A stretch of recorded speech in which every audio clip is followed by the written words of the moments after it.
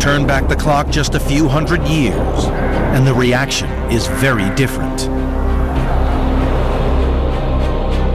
Throughout history, the sudden appearance of comets sent people running for cover. For astronomer Francisco Diego, their terrifying accounts give an insight into how our ancestors viewed the sky. In the old times, people realized that the sky is moving in a very orderly way, and they were developing calendars and ways of predicting all these motions of stars and planets and the sun and the moon. But suddenly, out of nowhere, we have these apparitions. The comets will come very fast against all these orderly motions that were so predictable. It must have been terrifying. Even men of science, the astronomers of the time, thought comets were the harbingers of doom. There is a quote by an astronomer in the 1600s. As often as any comet or blazing star appears in the world, we may assuredly pronounce to the inhabitants of the earth much sorrow and affliction, unusual storms and tempests, corrupted and infectious air, plague and famine, all tending to the mortality and destruction of humanity. That is amazing. Unexplainable by science and flouting the laws of the clockwork cosmos, most thought that comets must be signals from the gods. They were seeing, I suppose, like a kind of message, a kind of a warning from gods and goddesses, or God in the case where we are here, trying to tell us something bad is going to happen. Many saw them as the portents of war. Perhaps the most famous is illustrated here on the Bayeux Tapestry, an embroidered cloth depicting the Norman conquest of England in 1066. This is a small part of the huge Bayeux Tapestry, but in this part we see King Harold, recently crowned, and here on the left we see a crowd, terrified, pointing at the sky. What's in the sky? A bright comet. And bright comets are not very good. They bring bad omens, and certainly a few months later, Harold was going to be defeated by the Normans in the Battle of Hastings. The superstitious link between our earthly fortunes and comets is found in civilizations around the world. And I have a vivid example of this that came from my home country, Mexico, with the conquest of the Aztec Empire. Just a couple of decades after the discovery of the Americas, we have these several hundred soldiers with Hernán Cortés that came to Mexico. And just before that, there was a comet in the sky. And that comet was seen by the emperor, Moctezuma, the emperor of the Aztecs. And the quote says, "The appearance of the comet terrified them exceedingly. The superstitious Moctezuma consulted his astrologers, but they could give him no satisfactory explanation." It's easy to dismiss our ancestors' fears. But today, scientists know a comet could pose a real threat to humanity. February 15th, 2013. The world gets a spectacular reminder of how vulnerable we are to impacts from space.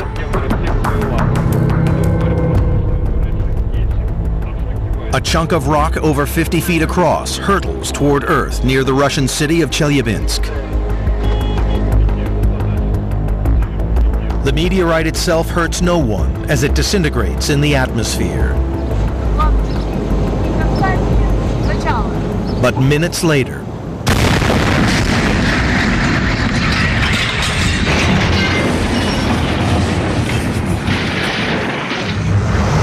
the powerful shockwave it creates shatters windows, injuring over 1,000 people. The Chelyabinsk meteorite was a small object, but even being such a small object, it caused a lot of damage.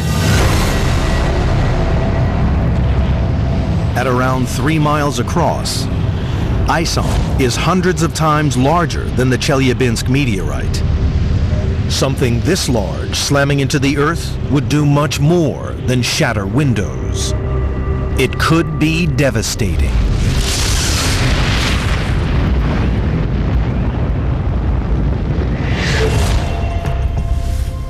Our first line of defense against a comet impact is Gareth Williams at the Minor Planets Center.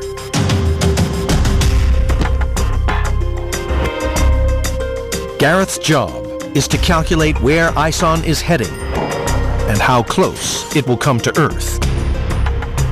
The Minor Planets Center is responsible for keeping track of asteroids, comets and natural satellites, particularly those that can come very close to us or even hit us. We want to be aware if and when that is going to happen. With the help of powerful computers, Gareth starts calculating the comet's orbit. But just days after its discovery, that's easier said than done. The problem with any object for which you've only got observations over a course of an hour, it's very hard to get a general orbit, to say with certainty this is the orbit.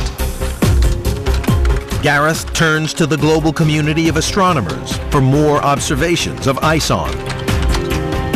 But after hours of number crunching, he's still not sure if the comet will strike us or not.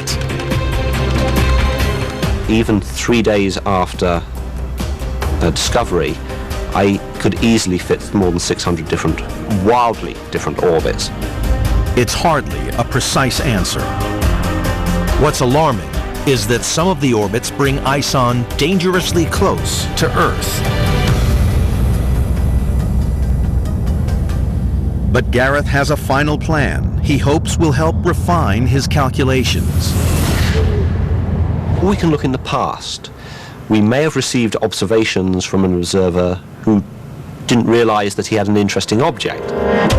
The computers store a back catalog of thousands of sightings of celestial objects. It's just possible that Ison might have been seen and logged before. This could be the breakthrough Gareth's looking for.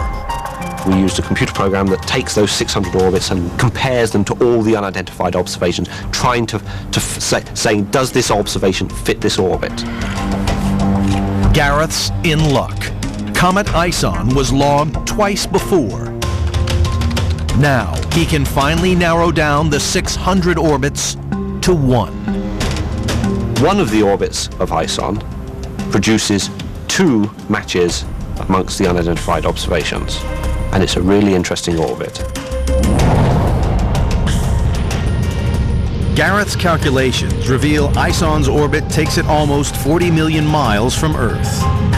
So we're spared from Armageddon. This time. But Ison might be on a path to its own destruction. On November 28, 2013, it will hurtle past one of the harshest environments in the solar system. The Sun.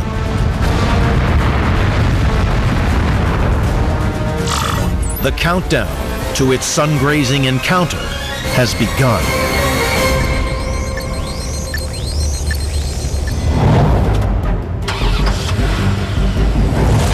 For astronomer Carl Battams, Ison's newly calculated orbit is key to understanding what the future holds in store for the comet. The predicted orbit for Ison means that it's a sun-grazing comet, and as the name implies, that means that this little ball of ice and rock is going to go flying right through the solar atmosphere, and it's almost literally going to graze the surface of the sun. Ison will skim incredibly close over the sun's surface. And this certainly has some very interesting and very exciting consequences. First, there's the sun's searing heat. The comet is going to be experiencing incredible amounts of solar radiation. Then, there's its immense gravitational pull. when something like a comet is very close to the sun, it actually gets elongated, it gets stretched. Finally, it'll be traveling at an incredible speed. Fast enough to fly from New York to LA in under 20 seconds. We've got this extreme environment that this tiny, delicate little ball of ice is going to be flying through. Passing so perilously close to the sun could destroy ISON. But it might also provide a spectacular sight. Seen from Earth, ISON could appear as the comet of the century in our skies.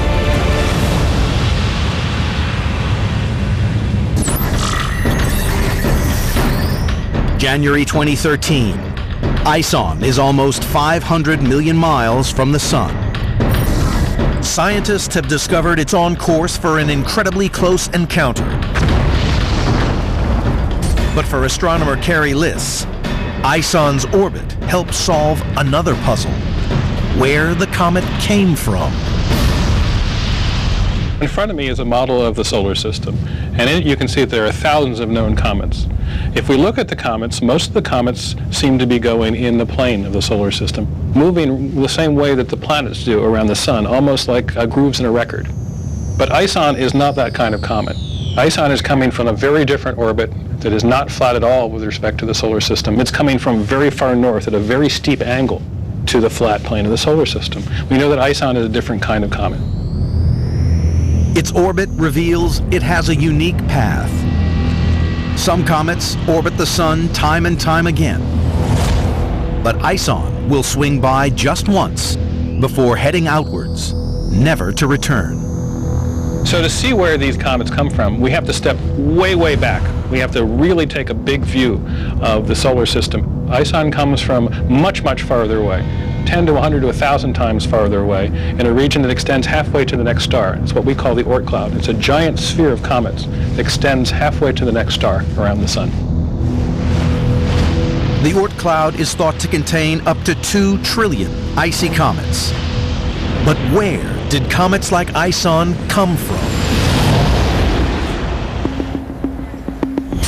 Astronomers like Amy Mainzer think the answer lies with the formation of the planets. When the solar system first formed about 4.5 billion years ago, it started off as a cloud of gas and dust that collapsed to form a disk. And you can imagine just like this sugar, all these little grains of dust circled throughout the solar system, spread in roughly a disk shape around the forming sun, which you might imagine to be here in the middle of the table. Now eventually, under the influence of gravity, some of these little grains of dust are going to start to stick together, some of them starting to form little lumps, like these right here. Now, some of the larger of these lumps are going to stick together to form the planets. Most of these chunks smashed together, but some were flung outwards to form the Oort cloud. And these can scatter really violently into the outer parts of the solar system, where they're going to stay in the deep freeze of outer space for billions of years in some cases. And one of these little chunks is Comet ISON. It's an amazing revelation. ISON is a pristine piece of rock and ice left over from the formation of the solar system. And contained within this time capsule lie clues to how our planet evolved.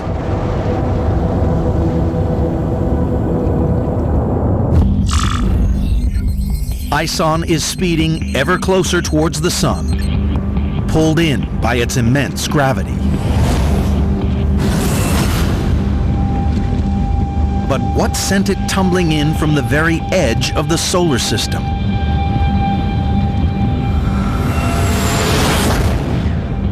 So if we take a step back from the Oort cloud surrounding our sun, we see that our solar system is just one star among hundreds of billions of stars that make up this giant collection that we call the Milky Way galaxy. Galaxies aren't static. Over hundreds of millions of years, they rotate. If we speed up time and we look at this giant pinwheel we call the Milky Way galaxy, we realize that all the stars in it rotate around a common center, the same way that the planets in our solar system rotate around the sun. And every now and then, as this Milky Way galaxy is rotating, we pass by another star. And that star comes close enough to actually to perturb the comets in our Oort cloud. The extraordinary conclusion is the gravity of another star pushed Ison out of the Oort cloud. Millions of years ago, close to the dawn of man, Ison was perturbed by a passing star and started falling in towards the inner solar system, towards the sun, so we could see it today. It's an incredible thought. We're able to witness the final stage of Ison's inward journey. A journey that began when humans first walked the Earth.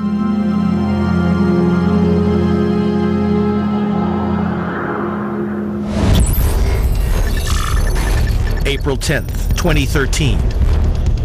Comet Ison is moving closer. It now lies within the orbit of Jupiter. It's close enough for Bonnie Meinke and the team at the Space Telescope Science Institute to capture detailed images using the Hubble Space Telescope orbiting above the Earth. Hubble's designed to look at small things, distant things, faint things, and that's what Comet Ison is at this point. It's just a small hunk of ice out there in the far solar system. The images of Ison reveal something intriguing. What we're seeing with Hubble is that Comet Ison is developing a coma, and that's a huge layer, kind of like an atmosphere around the nucleus of the comet. It's full of gases, and they're raging like a snowstorm around this nucleus. Ison is erupting clouds of gas in a process called sublimation.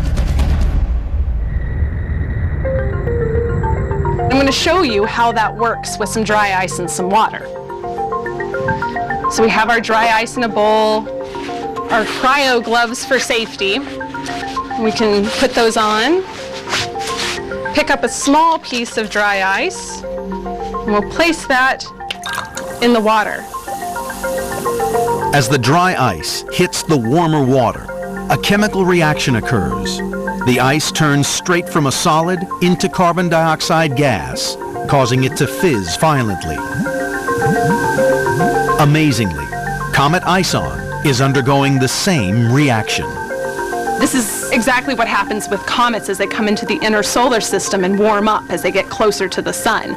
All of that solid ice begins to sublimate and form a coma. As it continues to heat up, the reaction intensifies. So you can see that the chunk of ice is now beginning to spin. And that's because gas is coming off in different directions. But what's exciting about Ison is just how much gas its icy nucleus is releasing. Hubble is showing us that the whole coma is about the size of the United States. But if you move all that away, you can see that the nucleus is tiny, only about the size of Manhattan. That tells us that this comet is raging. Even in the freezing depths of space, Ison is violently reacting to the heat of the sun. Most comets out here are usually inactive. So if Comet Ison at this point is able to create such a huge coma out of a very tiny nucleus, this bodes well for its future. Hopefully it'll continue to get brighter and brighter. Ison is still 7 months away from its encounter with the sun and brightening as it comes closer. But just how bright it will become is anyone's guess. If I was a betting man, I guess on a scale of 1 to 10 in terms of how bright and spectacular Comet Ison is going to be, right now I'd put it at maybe a 7 or an 8. I would probably say that it'll be somewhere around a 5. If I was a betting woman, I would probably guess that Ison may not live up to expectations. Comets are like cats. They all have tails, and they do whatever they are going to do. We're able to see ISON because of sunlight reflected from gases and dust that make up its coma. But as it continues to warm up, something incredible happens. Its gases start to glow with a light of their own. This gives astronomers a unique opportunity to see what ISON is made of. It's similar to what we see with everyday street signs. Their tubes are filled with gases like neon.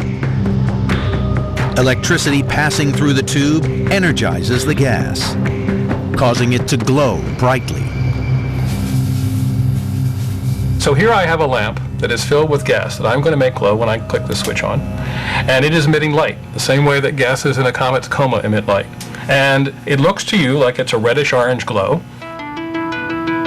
In fact, the orange light emitted is made of a number of different colors mixed together. When I hold this film up in front of it, you're going to see that light split into many, many, many different lines. Mostly red and orange, a little bit of green. The exciting, fascinating thing is that I can tell you that this must be neon atoms in that tube. Every gas produces its own unique pattern of lines when it glows. These are called spectra. Like a barcode in a supermarket, if you can identify the spectra, you can identify which gases are glowing. And that's incredibly helpful when studying ISON. So if I know what this is doing in the lab, and then I go and I look at a comet and I see these 4 lines, I know that there's neon in the comet. And seeing the glow of the atoms and the molecules in its coma, we can tell you what's there, and we can tell you how much is there. It's a powerful technique called spectroscopy. And over the coming months, it will provide astronomers with a detailed breakdown of ISON's chemical composition. Spectroscopy has allowed scientists like Lewis Dartnell to build up a chemical profile of comets, and it's revealed some startling results. What we've discovered more recently, there's a lot of other very intriguing chemistry, a lot of very exciting molecules that are mixed into their recipe alongside the ice. And I thought this would be a really good place to look into how we can actually make a comet. What are the ingredients that go into the recipe? So let's put in a good glug of some water in there. There's also other simple compounds like ammonia, and I've got some smelling salts I'm going to drip into our mixture there. And as well as these simple compounds, the water and the ammonia, the surprising thing about comets is they have a bit more complex chemistry in it, organic compound. And so there's things like sugar, which is one of the components of DNA. So let's put some sugar in. We've also got some amino acids, the Lego bricks, the building blocks of the proteins in our body. I'm now going to add some frozen carbon dioxide. This is dry ice, so I'm going to pour some of that in and give this a good mix to stir all that together.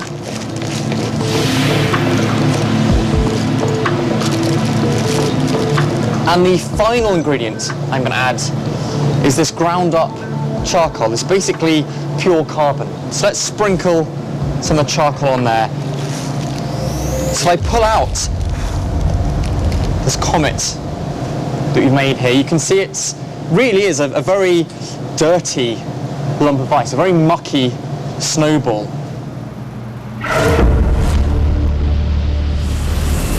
ISON is a time capsule. Locked in it is the chemistry that existed when our solar system and Earth formed.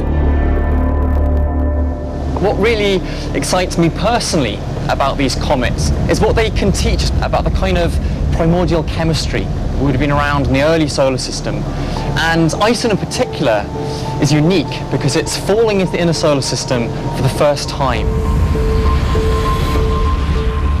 The chemical information scientists glean from ISON could provide answers to one of the greatest mysteries of our planet.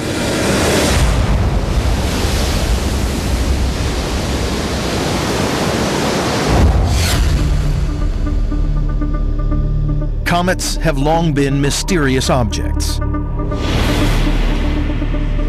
But as science historian Patricia Farah knows, their ghostly apparitions helped prove one of the most important scientific theories of all time. The evidence lies in a book over 300 years old at Clare College at the University of Cambridge in England. This book is Isaac Newton's Principia, and it's the single most important book in the history of science. It's in this book that he describes gravity as a force that holds the universe together. It's often said Newton hit upon his theory of gravity while watching an apple fall from a tree. But the truth is very different. Towards the end of 1680, a new comet appeared in the sky, and many people were absolutely terrified. But for Newton, this was a new opportunity. It was a challenge to try and work out what was happening. Newton was thinking how gravity might explain the elliptical orbits of the planets around the sun. But the movement of comets remained mysterious.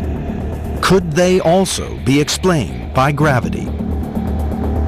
Newton sets about measuring the 1680 comet as it slowly moves across the sky until it's lost in the glare of the sun. He's showing the time the comet appears, where it is with respect to the sun, the longitude and the latitude of the comet. What he sees next intrigues him more. Then, a few months later, beginning of 1681, there's another comet in the sky, so Newton tracks that, and it's on the other side of the sun. So Newton starts thinking, well, is it really another comet? Or has this comet somehow come back again? So this is a diagram that Newton drew to explain the observations of the comet that he'd made. And there it is, observations in November. Then it goes round the back of the sun, reappears in December, and here it is coming up to January 1681 and February, and off it goes. Newton realizes something astonishing. The comets of 1680 and 1681 are in fact the same comet, one that's followed an elliptical path around the sun. From his observations, Newton makes a bold prediction. Comets, like the planets, must be controlled by the same invisible force, gravity. But it takes a fortuitous meeting with astronomer Edmund Halley to inspire Newton to finally prove the theory. Halley has also been studying the orbits of planets and comets. Using mathematics, he thinks he can explain their motions. But he needs some help. So he went up to Cambridge to seek advice from the great Isaac Newton. Halley asks Newton what shape a comet's orbit would be, using his formula. Based on his recent observations, Newton's quick to offer an answer. And so Newton said, well, obvious, it's an ellipse. And Halley said, well, how do you know that? And Newton said, well, because I've calculated it. So Halley said, well, could I see the calculation? But Newton's hesitant. He hasn't quite finished the mathematical proof to show that the paths of comets around the sun were elliptical in shape. So Newton sort of shuffled around on his desk and said, can't quite find it just now.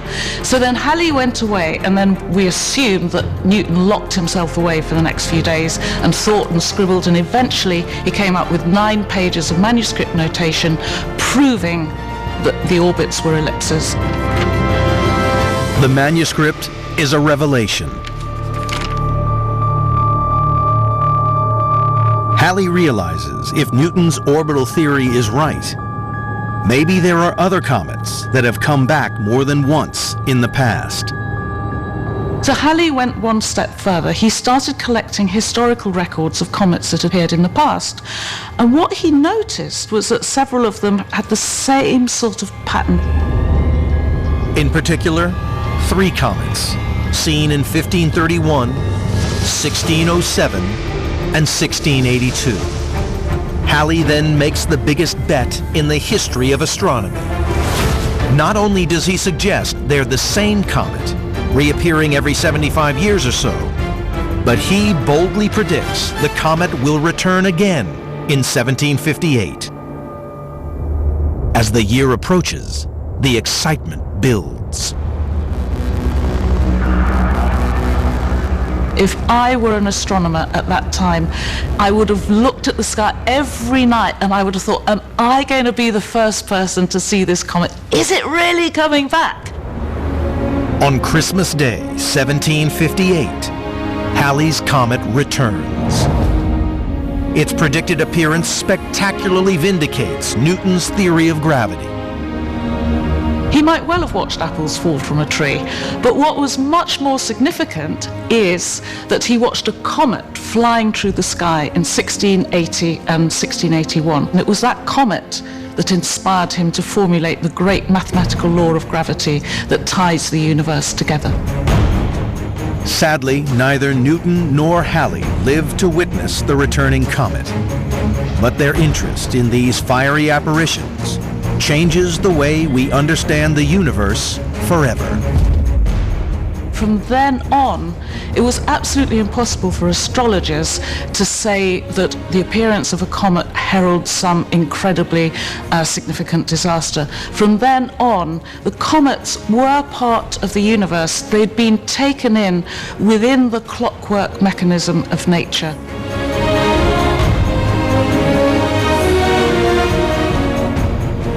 Astronomers have learned a great deal more about comets since Newton and Halley. They formed billions of years ago during the formation of the solar system. They lie beyond the orbit of the planets, and their icy centers carry a cocktail of chemicals. Now, ISON heralds an exciting new chapter in our understanding of comets. But despite all we've learned, comets can still cast dark spells.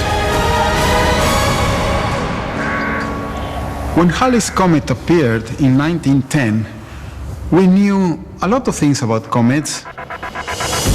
Astronomers predicted that during this apparition, Halley would come very close to the Earth.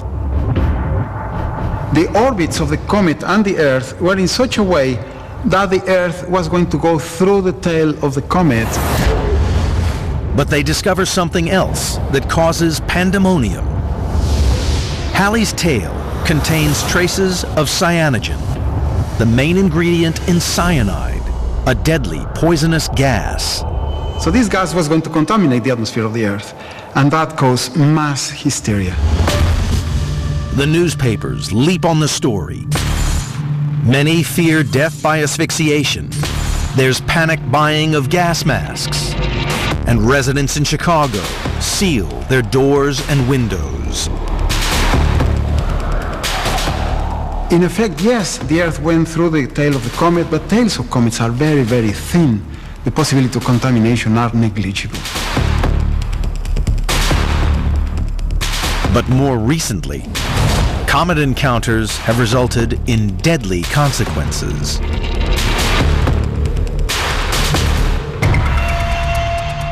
Spring 1997. The Earth is treated to a spectacular comet, one of the brightest in many years, Hale-Bopp. It came very slowly because it was quite far away from the sun, and it moved very slowly and it stayed for weeks actually. You could see it all the time. But for a group of people in San Diego, Hale-Bopp triggers a sinister series of events. If I would title this tape, it would be Last Chance to Evacuate Planet Earth Before It is Recycled. The Heaven's Gate cult thinks that Hale-Bopp signals the end of the Earth. To escape, the members believe they must board a spacecraft concealed behind the comet's tail. But the trip requires a grisly sacrifice. The members of the cult commit mass suicide. In all, 39 bodies are discovered. So I find amazing to realize that people still got this reaction to these apparitions of comets in the sky. October 2nd, 2013. Just over a year after its discovery, ISON is now within 200 million miles of the Sun. Now the comet is close enough for astronomers on Earth to get their first detailed look at its composition.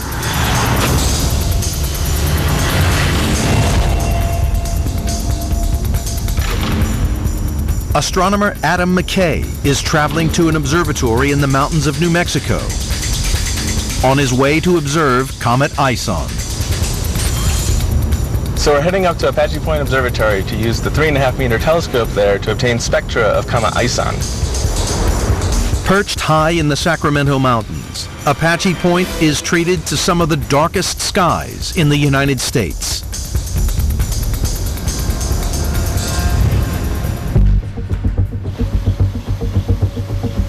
Every observation for a comet is unique. It's changing its distance from the Sun, changing distance from the Earth, and that really makes every observation very important. Adam's one of the first astronomers to use spectroscopy with an Earth-based telescope to observe ISON's coma, the gaseous atmosphere surrounding its icy nucleus. One of the things we're really hoping to measure from the spectra we get tonight is the water production rate of Comet ISON.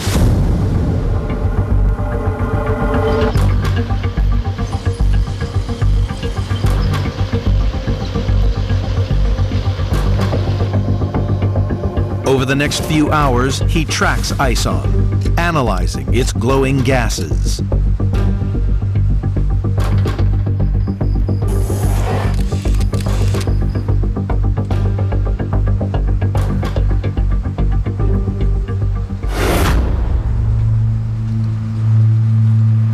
So here's a spectrum of Comet ISON that we were just able to obtain. Basically, the actual spectrum is all these bright rows that you see here going across. ISON spectra might not look like much, but with a trained eye, Adam makes an important discovery. One of the things we're really interested in is this bright spot right here, and that corresponds to atomic oxygen that is present in the comet. Oxygen is one of the two elements that make up water, and Adam's discovery suggests the nucleus of ISON is gushing water vapor as it continues to warm up. This is one of the very first detections of water in this comet. It means that when ISON formed, water must have been present. This is material that, when the solar system formed 4.6 billion years ago, gets incorporated into comets and has basically been locked in a time capsule ever since.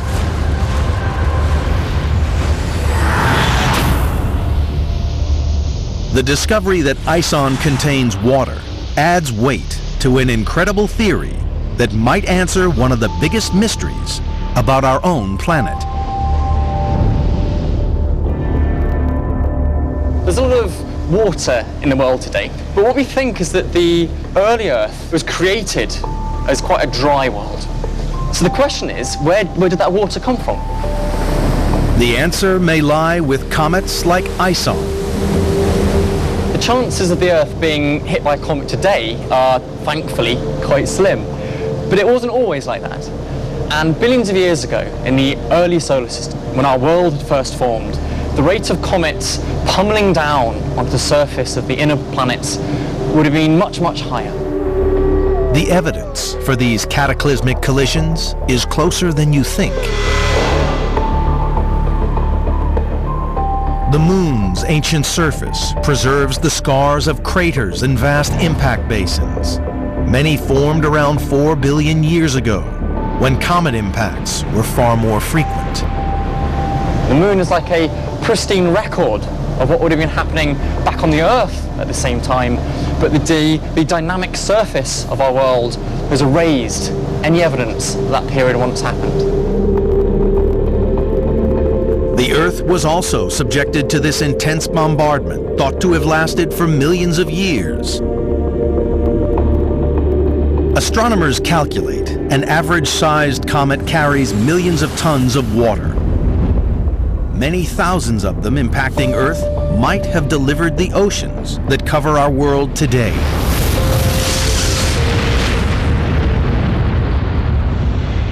But spectroscopy reveals something even more intriguing. Comets carry molecules necessary for life. What's even more incredible is these comets are full, we now realize, of organic compounds, the building blocks of life on Earth. Not only would they have been delivering water to fill our oceans and give the wet stuff for life to get started in, but they would have been helping build up this reservoir of the building blocks for life as well. It's only a theory, but it's a profound thought. We may owe our existence to comets like ISON.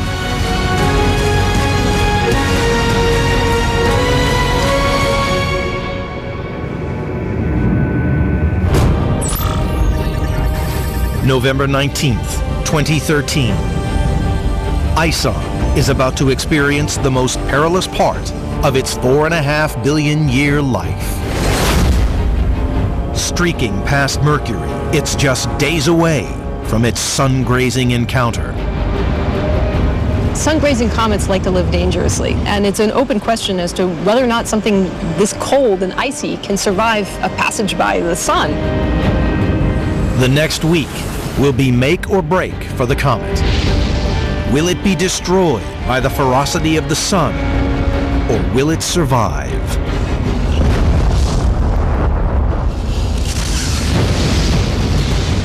The immense power of our sun is a force to be reckoned with.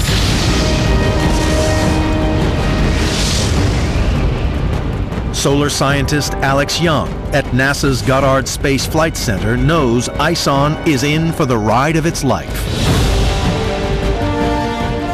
These images are showing us the surface of the sun and its outer atmosphere called the corona in extreme ultraviolet light.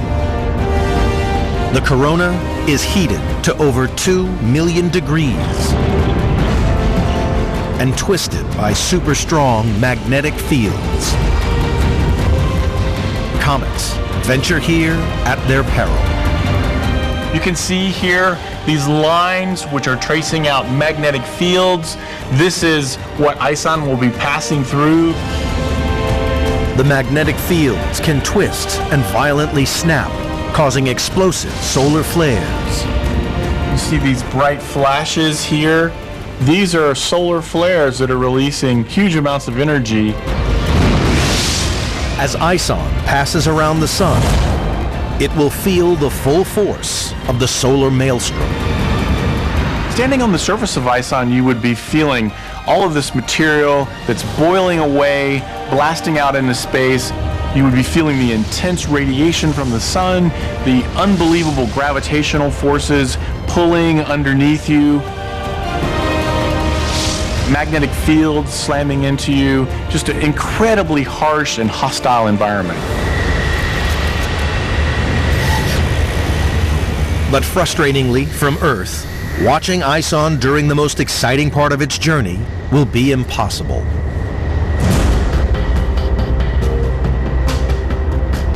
It's going to be so close to the sun, and the sun is a brilliant white ball in the sky when we look at it from Earth. So Carl will commandeer 2 solar satellites that can help. One, called SOHO, carries a special telescope known as a coronagraph. So the coronagraph telescopes can see Comet ISON because they actually place a solid disk in front of the sun itself. So that blinding light from the sun is prevented from reaching us. Look at an oncoming car at night, and it's difficult to see the driver in the glare of the headlights. If you block out that headlight with your hand, then you can see the fainter stuff around. You can recognize the driver. And so it's that same principle that we apply with the coronagraph telescopes for seeing the comet, for example. This is a coronagraph image from the ESA NASA SOHO satellite, and what we're seeing here is the faint atmosphere around the sun, where the sun has actually been blocked by this solid disk. So we get to see these coronal streamers, for example. We see stars moving across the images. Blocking out the sun's blinding light, Carl can study comets like ISON as they plunge inward. So here we have a sun-grazing comet that's flying into the solar atmosphere. We lose sight of it as it disappears behind this disk. It would have gone very close to the solar surface, but it would have vaporized before it actually got to that point. SOHO has seen many sun-grazing comets, but only one has ever rounded the sun and escaped intact. Comet Lovejoy. Lovejoy put on a spectacular display in our skies in 2011.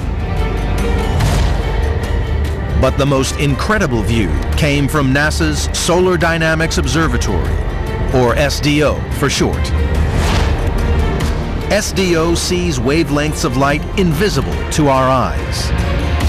It allows astronomers to peer directly into the sun's atmosphere.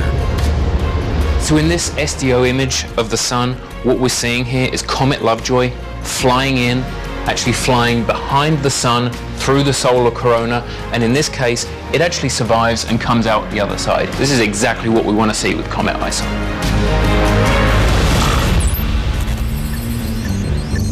November 28th, 2013. This will be D-Day for Comet ISON, its encounter with the sun. And for our scientists, it's the day they'll learn ISON's fate. They've narrowed it down to a number of likely scenarios. So there are several things that could happen to Comet ISON on its passage in towards the sun. One scenario deals with the intense solar radiation. This is a big risk for a comet, because if those ices, if too many of those get vaporized away, the comet is just going to fall apart. It's going to dissipate into its constituent parts and just fade away out of sight. If this happens, we'll lose sight of ISON forever. Another scenario deals with the sun's immense gravity. The gravitational pull of the sun is going to stretch the comet, and if the comet is just not structurally strong enough, it could just get completely ripped apart. That's what happened to comet Shoemaker-Levy 9 in 1994 when it strayed too close to Jupiter. The giant planet's gravity tore it into 21 fragments. If the sun does the same to ISON, we could be treated to a spectacular sight on Earth.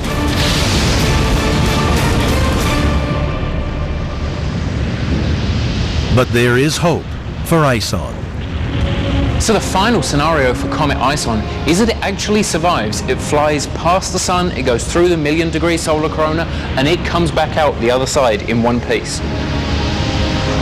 Which means we might get to see ISON again, blazing in our skies in December. Any one of these scenarios is possible, and it may be we get a combination of a couple of them. The wait is almost over. Just days from now, ISON's fate will be determined. Then we'll all know the final chapter in the life of this incredible comet. So all eyes are on ISON right now. Everybody's watching. We really want to know what's going to happen to this comet. I feel like a little kid when these sorts of things happen. I have a feeling it's going to break up. But when a comet breaks up, it's still spectacular. If you're able to see this comet and see it in the sky, that's a memory that will live with you forever. I want huge flare-ups. I want it to be bright and brilliant. If it's going to go out, I really want it to go out with a bang. Comet Encounter is made possible in part by contributions to your PBS station from viewers like you. Thank you.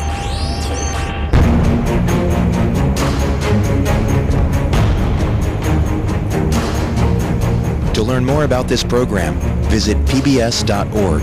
This program, with updated footage of the comet, is available on DVD. To order, visit shoppbs.org or call 1-800-PLAY-PBS. The original version is also available for download on iTunes.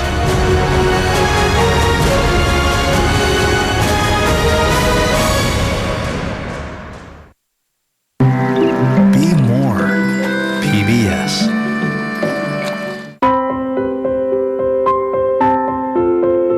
I live in a tiny village in New Hampshire, and across the river in Putney, Vermont, is the Greenwood School, a school for 50 boys with learning disabilities.